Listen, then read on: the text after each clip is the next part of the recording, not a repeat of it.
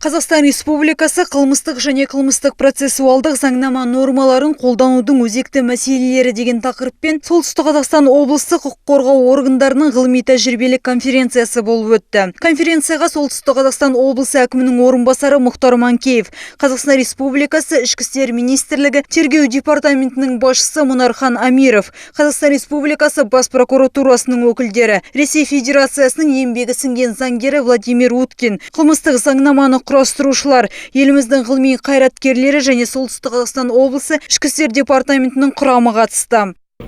Жергілікті полиция қызметтерін құру кезінде полицияның құқық қорғаушылық әлеуетін әлсіретуге жол бермей, оның жүйедегі біртұтастығын сақтау міндеті тұрғанын бәріміз білеміз.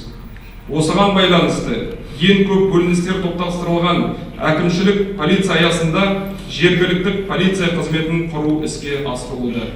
2016 жылдың 1 қаңтарынан Қазақстан Республикасының жаңа қылмыстық кодексі өз күшіне енген болады. Конференция барысында кодексқа енгізілген өзгертулер мен толықтырулар талқыланды. Тәжірибе жүзінде кездесіп жатқан мәселелерді заңнаманы құрастырушылармен шешу басты мақсат болды. Цель этого семинара все эти вопросы еще раз. Бүгінгі конференцияда негізгі мақсат тағы бір мәрте қылмыстық заңнаманы қарастыру, практика жүзінде қолданушылардың ойын білу. Мен Қазақстан Республикасы Ішкі істер министрлігінің қоғамдық кеңесінің мүшесімін. Конференцияда талқыланған сұрақтарды кеңеске ұсыну мүмкіндігім бар. Қолданыста болған Қазақстан Республикасының қылмыстық кодексі 1997 жылы қабылданып, осы уақытқа дейін бірнеше мәрте өзгертілген. Конференцияға қатысушылар заманға сай заңнаманың өзгеруі заңдылық дейді. Қабылданған кодексте біршама жаңашылдықтар мен өзгертулер бар. Басты жаңалықтардың бірі қылмыстық құқық бұзушылық институтының енгізілуі болып отыр. Бұл дегеніміз енді қылмыстық құқық бұзушылық қылмыс пен қылмыстық теріс қылықтан тұрады. У нас уголовных проступков заключается